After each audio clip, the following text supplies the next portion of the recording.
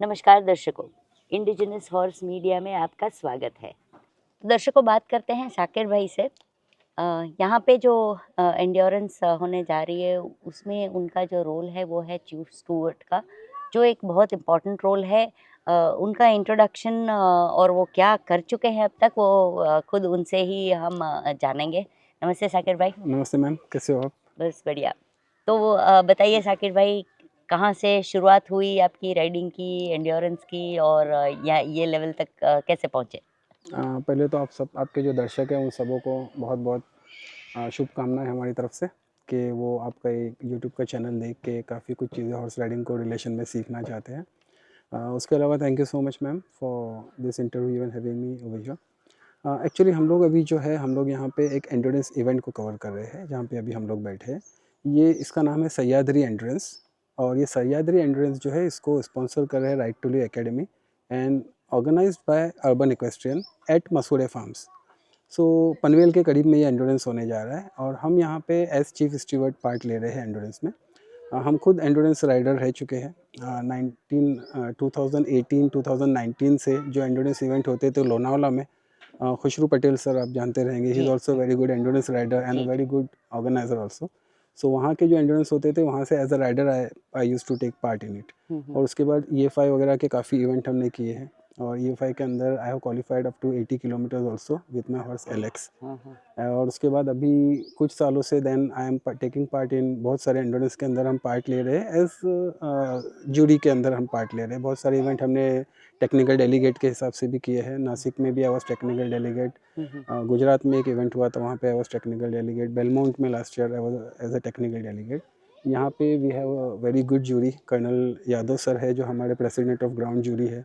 We have a very good veterinary team over here. Rohan dada is also here present in the event, और गौरव भाई है हमारे, गौरव जोशी भाई, वो यहाँ पे टेक्निकल डेलीगेट का रोल प्ले करे। So my role here is एक स्टीवर्ड के हिसाब से, चीफ स्टीवर्ड के हिसाब से I am here taking part इस इवेंट के अंदर। सो स्टीवर्ड का बेसिकली रोल जो होता है वो ओवरसी करता है पूरे इवेंट को। लाइक स्टीवर्ड कॉम्प्लीमेंट करता है प्रेसिडेंट ग्राउंड जूरी को भी, स्टीवर्ड कॉम्प्लीमेंट करता है टेक्निकल डेलीगेट को भी, और स्टीवर्ड कॉम्प्लीमेंट करता है वेटरनरी कमीशन को भी। सो basically I M an extension of this people करके। सो एक ऑब्जर्वेशन का रोल होता है यहाँ पे। I just have to observe everything right from जो रूल्स होते हैं। कोई भी इक्वेस्ट्रियन फेडरेशन ऑफ इंडिया के अंडर में अगर बैनर में कोई इवेंट हो रहा है, जैसे कि ये इवेंट होता है, तो बहुत सारे रूल्स और गाइडलाइंस हमको दिए जाते हैं जो हमको फॉलो करने पड़ते हैं। तो इन रूल्स और गाइडलाइंस को ओवरसी करना एक सबसे पहला रूल तो स्टूवर्ड का यही है कि कोई भी अगर इवेंट हो रहा है तो वहाँ पे जो रूल्स और गाइडलाइंस दी गई है हमें एक EFI के थ्रू, वो सारे रूल्स और गाइडलाइन को प्रॉपर फॉलो किया जा रहा है या नहीं। सेकंड है हॉर्स का वेलफेयर। सो हॉर्स वेलफेयर के लिए भी हमारा ऑब्जर्वेशन बहुत कड़क होना चाहिए कि जो घोड़े आ रहे हैं एंड्योरेंस में पार्ट लेने के लिए, ये हॉर्सेस एंड्योरेंस राइड करने के लिए सही है या नहीं है। वो एक एक्सपीरियंस नज़र होती है जिसके थ्रू चीज़ों को देखना पड़ता है। बाकी हमारा वेट कमीशन होता है जो घोड़ों को वेट चेकिंग के ज़रिए चेक करता है। प्रेसिडेंट ग्राउंड जूरी के बहुत अच्छे एक्सपीरियंस होते हैं, वो सारी चीज़ों को ऑब्जर्व करते हैं। बट एज स्टीवर्ड ऑल्सो हमारी नज़र होनी चाहिए कि अगर कोई घोड़ा किसी राइडर के हाथ में है तो राइडर्स को गलत तरीके का टैग तो नहीं इस्तेमाल कर रहा है। कहीं कांटे वाली बीट लगा के तो उसने घोड़े को नहीं लाया है।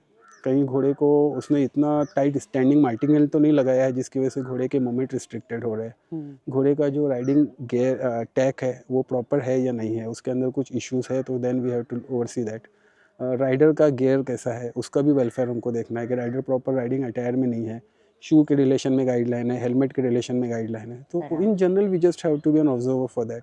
जब वेट गेट होता है, प्री राइड वेट चेक्स वगैरह होता है, तो घोड़े बराबर प्रेजेंट किए जा रहे हैं या नहीं, प्रॉपर रूल के हिसाब से प्रेजेंट किए जा रहे हैं या नहीं, सही से ऑब्जर्वेशन है।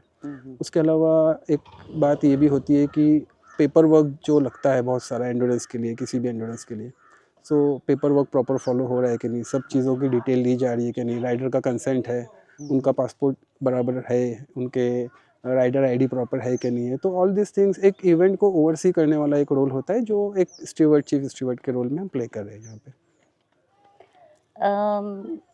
एक सवाल दिमाग में आता है कि बेसिकली तो राइडिंग का ही खेल है इधर। जी तो फेरियरी और एंड्योरेंस, इन दोनों का क्या रिलेशन, वो समझाइए। मैम, बहुत डीप और बहुत इम्पोर्टेंट क्वेश्चन है एक्चुअली। ये आपके मन में आया, ये एक बहुत बड़ी चीज़ है क्योंकि बहुत बार लोगों को ऐसा लगता है कि एंड्योरेंस जो होता है ये खाली घोड़े को ले जाना है और एक डिस्टेंस के लिए उनको राइड करना है, लेकिन एंड्योरेंस की तैयारी जो होती है ना ये कई महीनों पहले से होती है। और कई महीनों पहले से जब ये तैयारी होती है तो फेयरिंग उसका एक बहुत बड़ा एस्पेक्ट है। अभी यहाँ पे महाराष्ट्र में जो राइड्स होती है, महाराष्ट्र में आपने बहुत लोगों से सुना होगा कि एंड्योरेंस इवेंट यहाँ पे ऑर्गेनाइज होते हैं, बट यहाँ का ट्रैक और नॉर्थ इंडिया का जो ट्रैक है, गुजरात का जो ट्रैक है, राजस्थान का जो ट्रैक है, ये ट्रैक के अंदर बहुत डिफरेंस है। यहाँ का ट्रैक ज़्यादा परसेंटेज में हार्ड ट्रैक माना जाएगा। अच्छा, यहाँ के ट्रैक मतलब जो होते महाराष्ट्र का? हैं, महाराष्ट्र का ट्रैक हार्ड ट्रैक माना जाता है। यहाँ का टेरेन ही हार्ड है। बराबर। यहाँ पे अभी हम लोग जैसे सह्याद्री एंड्योरेंस का नाम है, यू कैन सी अराउंड सब सह्याद्री हिल्स के बीच में ही हम लोग ये इवेंट कर रहे हैं। तो ये हिली टेरेन के पास थोड़े से स्टोन वगैरह वाले जो पैचेस होते हैं वो ज़्यादा होते हैं, कुछ पार्ट थोड़ा टार रोड का बीच में आ जाता है।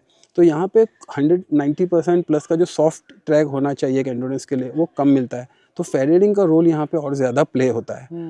आप राजस्थान में जहाँ पे बालू वाले पैचेस है, जहाँ पे बहुत ज़्यादा बालू वाले पैचेस है, वहाँ पे एक फेयरिंग आप नेचुरल हुफिंग पे भी एक टाइम पे आप हॉर्स को ट्राई कर सकते हो, बट यहाँ पे फेयरिंग बिकम्स वेरी इंपॉर्टेंट। उसके कई रीज़न है।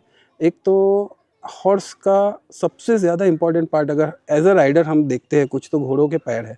और घोड़ों के पैर में हूफ होती है, हूफ की क्वालिटी, हूफ का शेप और हूफ का एक एंगल होता है जो पेस्टर्न जॉइंट होता है, फेटलॉक जॉइंट होता है। तो हूफ और पेस्टर्न का जो एंगल होता है दैट बिकम्स वेरी इंपॉर्टेंट। और ये सारी चीज़ें एक राइडर को बहुत पहले ही समझ के उस लाइन में ही अपने घोड़े को तैयार करना पड़ता है, क्योंकि हूफ पेस्टर्न एक्सिस बोलते हैं उसको मेंटेन करना ज़रूरी है ताकि घोड़े के पैर एक प्रॉपर पोजीशन में हो, हूफ का शेप सही तरीके से हो, शूइंग टाइम टू टाइम की जाती हो। अगर ये एंगल के अंदर कुछ चेंजेस होते हैं तो जब घोड़ा लॉन्ग डिस्टेंस, जब हम एंड्योरेंस की बात करते हैं तो एंड्योरेंस राइड एक लॉन्ग डिस्टेंस राइड होता है। तो एंड्योरेंस राइड के अंदर जब हम लॉन्ग डिस्टेंस घोड़े को लेके चलते हैं और अगर हूफ पेस्टर्न एक्सिस में कोई इशू है या शूइंग प्रॉपर नहीं है या घोड़े के पैर का एंगल बराबर नहीं है, एक सादे लैंग्वेज में अगर हम बोले, तो लॉन्ग डिस्टेंस में वो घोड़े के हेल्थ के लिए बहुत हैजार्डस होता है। Over a period of time उसको फेटलॉक में डैमेज होगा, उसके टेंडन्स में इशू आएंगे। तो फेयरिंग बहुत इंपॉर्टेंट पॉइंट है मैम, इसके ऊपर बहुत फोकस करना चाहिए राइडर ने और हॉर्स ओनर्स भी जो है उन्होंने, जब खास तौर से जबकि अगर वो अपने घोड़े को एक एंड्योरेंस के लिए तैयार कर रहे हैं तो fairing becomes a very important factor. Yes. अच्छा फेरियर कैसे पहचानेंगे या ढूंढेंगे? नहीं, अभी ऐसा है कि जैसे अपने जयपुर में बॉनी सर का जी। ऑलरेडी एक इंस्टीट्यूट है, या लेकिन हम इंडिया में देखते हैं कि अम, हर कोई फेरियर बना फिरता है, इंस्टीट्यूट से सर्टिफिकेट होके नहीं है आया नहीं हुआ था। है, एग्जैक्टली एग्जैक्टली। नहीं है सर्टिफिकेट, फिर भी लोग बुलाते हैं, करवाते हैं।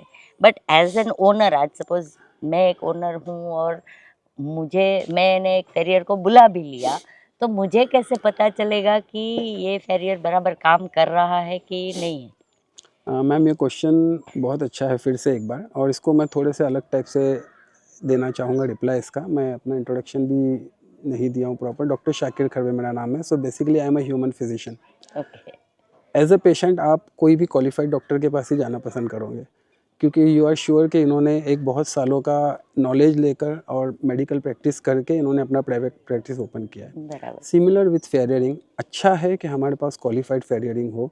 क्वालिफाइड फेयरिंग की कमी हमको इसलिए भी दिखती है मैम कि बहुत सारी जगह पे फेयरिंग को सिखाने वाले इंस्टीट्यूट्स थोड़े से कम है। थोड़ा बहुत काम रोहन दादा महाराष्ट्र में कर रहे हैं उनके जयपुर इक्वेस्ट्रियन सेंटर पे। आपने बता ही दिया कि दनलोड के अंदर वहाँ हाँ, पे दे हैव वहाँ पे प्रॉपर क्लासेस फॉर देम। लेकिन बहुत बार इंडिया के अलग अलग पार्ट से जो फेयरिंग या सीखना चाहते या करना चाहते, इनके पास वो सारे शायद रिसोर्सेज ना होते होंगे कि वहाँ जाके प्रॉपर ट्रेनिंग ले या कुछ करें। तो फर्स्ट थिंग इसके हमको और सेंटर्स बनाने पड़ेंगे जहाँ पे लोगों के लिए इजीली अप्रोचेबल हो कि अगर वो घोड़ों की फेयरिंग के काम में आना चाहते हैं तो यहाँ पे जाके वो ट्रेनिंग ले सकते हैं। अब जो फेरियर्स अवेलेबल है भिवानी में, जो फेरियर्स अवेलेबल है इन महाराष्ट्र लोकल यहाँ पे, तो कुछ उसमें से वेल ट्रेंड फेरियर्स भी है। Doctor Ramanathan was a very good authority जो बहुत अच्छा गाइडेंस देते थे हॉर्स के लेग्स को लेके, फेरियरिंग वर्क को लेके। अब कुछ जो नॉन ट्रेंड फेरियर्स भी है ना, ये अगर किसी अच्छे फेरियर के अंडर में रह के सालों काम करके चीज़ें सीखे तो उनको ज़्यादा प्रेफर किया जाए। उसके अलावा जब भी आप फेरियरिंग वर्क कराएंगे तो अक्सर हॉर्स ओनर को धीरे धीरे ओवर पीरियड ऑफ टाइम 1-2 फेरियरिंग के बाद पता चल जाता है कि जो काम कर रहा है वो किस तरीके से कर रहा है, क्योंकि घोड़ा उसको रिप्लाई में बता देता है during ride and all. So ma'am, जब फेयर रीडिंग होने के बाद में जब राइडर एज अ राइडर अपने हॉर्स को चलाता है तो 2-4 विजिट राउंड के बाद में 2-4 बार चलाने के बाद में हॉर्स खुद ही बताता है। अगर हम फेयर रीडिंग करने के बाद ये चीज़ को नोटिस कर रहे हैं कि हॉर्स के पैर में तकलीफ़ें बताना शुरू कर रहा है या लेम होना स्टार्ट हो गया है, तो वहाँ पे हमको समझ जाता है एक तरीके से कि फेयर रीडिंग का वर्क प्रॉपर नहीं हो रहा है उस। डॉक्टर साकिर, आप इतना एक्सपीरियंस्ड हैं, तो जो राइडर्स इसमें इन्वॉल्व होना चाहते हैं या ओवरऑल हम जैसे बोले कि हमारा जो इंडिया का ये इक्वेस्ट्रियन फेडरेशन है वो प्रमोट करने जा रहा है इसको, तो यंग राइडर्स हैं, कोई प्रोफेशनली शायद सीखे नहीं है अभी तक राइडिंग, इंटरेस्ट है, उनके लिए कुछ 2 शब्द। मैम, एंड्योरेंस राइड जो है ये एक बहुत अच्छा कॉन्सेप्ट है। बहुत अच्छा है कि हमारे लिए गवर्नमेंट ऑफ इंडिया और ख़ासतौर से EFI जो है ये इस चीज़ को प्रमोट कर रहे हैं। ख़ासतौर से हमने देखे कि कर्नल यादव जो यहाँ पे प्रेसिडेंट ग्राउंड जूरी है, ये भी इस इवेंट को बहुत अच्छे तरीके से प्रमोट कर रहे हैं ऑल ओवर इंडिया। सो हम एनकरेज करेंगे वो हॉर्स लवर्स को, वो राइडर्स को या जिनका पैशन घोड़े है, कि वो एंड्योरेंस राइड के बारे में एजुकेशन ले और एंड्योरेंस राइड को परस्यू करें। एंड्योरेंस राइड एक बहुत ही प्लेजरेबल एक्सपीरियंस है। हमारे खुद का जो एक्सपीरियंस है हम वो बता रहे हैं, और ये एक बहुत अच्छा डिसिप्लिन है। और ये एक ऐसी चीज़ है जो आपको अपने लाइफ में बहुत सारी चीज़ों के डिसिप्लिन को भी समझाता है। एंड्योरेंस को हम लोग एक राइड बोलते हैं, हम लोग इसको रेस नहीं बोलते। उसका रीज़न ये होता है कि घोड़े को हमको एक लॉन्ग डिस्टेंस के लिए किस तरीके से संभाल के चलाना है, वो एंड्योरेंस हमको बहुत अच्छे से सिखाता है। और इसकी बहुत सारी बातें ऐसी है जो हम लोग अपने पर्सनल लाइफ में भी यूज़ कर सकते हैं कि हमारे पास जो रिसोर्सेज है उसको किस तरीके से हमने संभाल के यूज़ करें ताकि वो लॉन्ग टाइम के लिए हमारे साथ में चले। एंड्योरेंस के अंदर घोड़ों का वेलफेयर बहुत इंपॉर्टेंट है। इसीलिए आप देखते हो कि एंड्योरेंस राइड से पहले प्री राइड के वेट चेक्स वगैरह होते हैं, घोड़ों के हेल्थ को देखा जाता है, चीज़ों को समझा जाता है। तो एंड्योरेंस राइड इस तरीके से है कि अगर कोई भी यंग जनरेशन इसको परस्यू करना चाहता है तो ये बहुत अच्छी हॉबी है। अभी क्वालिफायर्स है, क्वालिफायर्स के थ्रू वो लोग अगर राइडिंग अच्छी जानते हैं तो they can start taking part इन क्वालिफायर्स, और उसके बाद में जो नेशनल्स वगैरह होते हैं उसके अंदर भी वो आगे जा सकते हैं। नेशनल के अंदर भी इसके बहुत सारे बेनिफिट्स है, सर्टिफिकेट्स वगैरह का भी बहुत वेटेज है इसके अंदर, और एक बहुत सेटिस्फाइंग चीज़ है राइडिंग के अंदर एंड्योरेंस।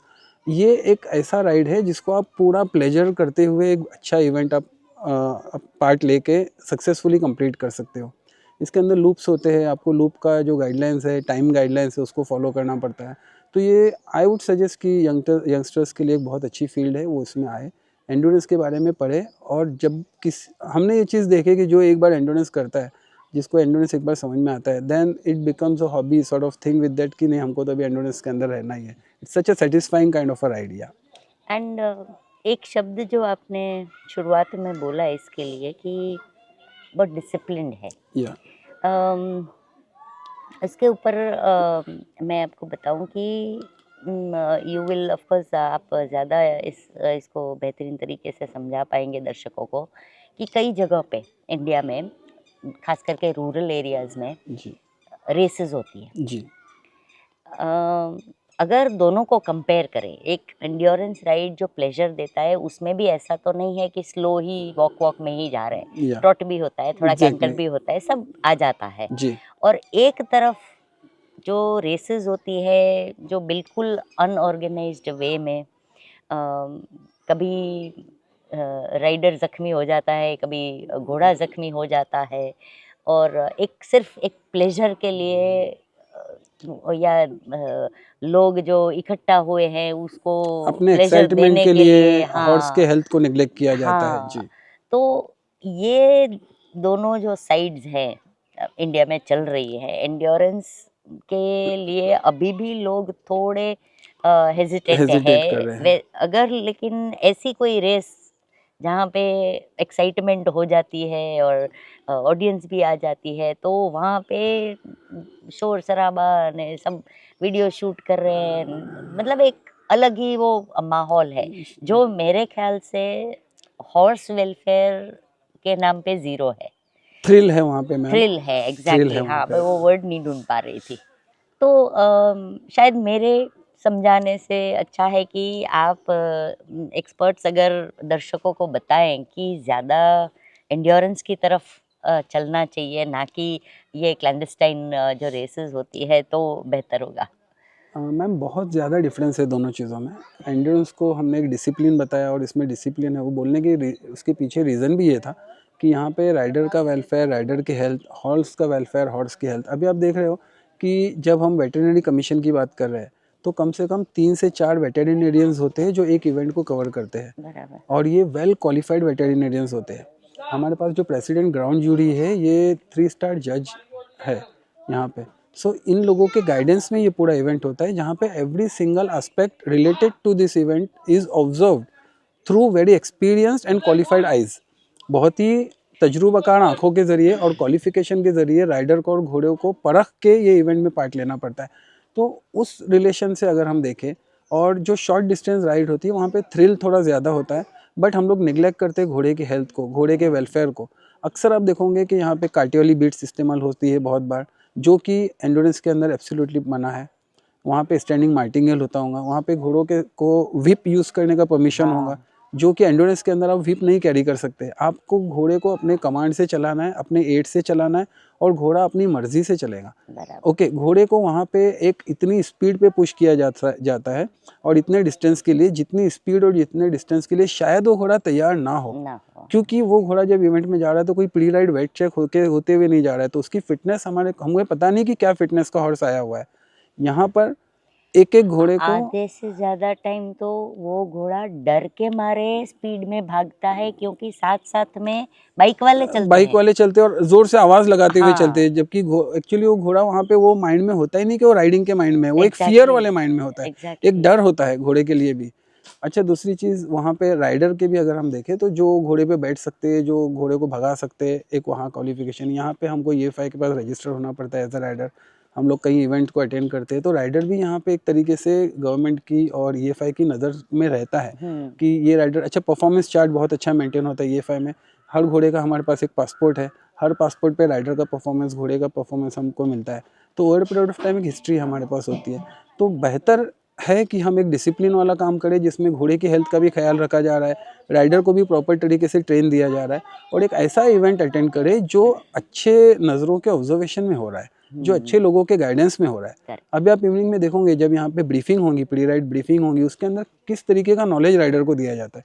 कम से कम 2 से 3 घंटे का एक ये ब्रीफिंग होता है, जिसके अंदर राइडर को प्रॉपर बताया जा रहा है कि कल मॉर्निंग में जब आप आओगे तो आपके शू का जो साइज़ है वो क्या होता है, हील कितनी बड़ी आपको अलाउ करनी है, आपको हेलमेट कितना इंपॉर्टेंट है, आपको घोड़े को कांटे की बीट नहीं लगाना है, घोड़े को डिस्ट्रिक्ट नहीं करना है, व्हिप नहीं यूज़ करनी है। तो ये बहुत सारे अच्छे एस्पेक्ट्स सिखाए जाते हैं, जिससे एक नेचुरल बॉन्ड होता है घोड़े और राइडर के बीच में। वो तैयार करने के लिए endurance is one of the best event that you can participate. तो दर्शकों, हमने सुना डॉक्टर साकिर ने कितनी अच्छी बात की। जो भी राइडिंग के शौकीन हैं वो ज़रूर, अगर आपने ट्राई नहीं किया है तो एक बार एंड्योरेंस में पार्ट लीजिए, एंड्योरेंस राइड्स में पार्ट लीजिए। अभी इंडिया में काफ़ी जगह पे होते हैं, हर स्टेट में वैसे तो बोला जाए तो एंड्योरेंस राइड्स साउथ से लेके नॉर्थ तक हर जगह एंड्योरेंस राइड्स ऑर्गेनाइज की जा रही है। तो बिल्कुल आप उसमें पार्ट लीजिए, आपका राइडिंग का शौक़, और साथ में जैसे इन्होंने बताया एक डिसिप्लिन के साथ आप राइडिंग कर पाओगे। बहुत बहुत शुक्रिया थैंक यू साकिर भाई, so much, बहुत ही अच्छा लगा। Thank you.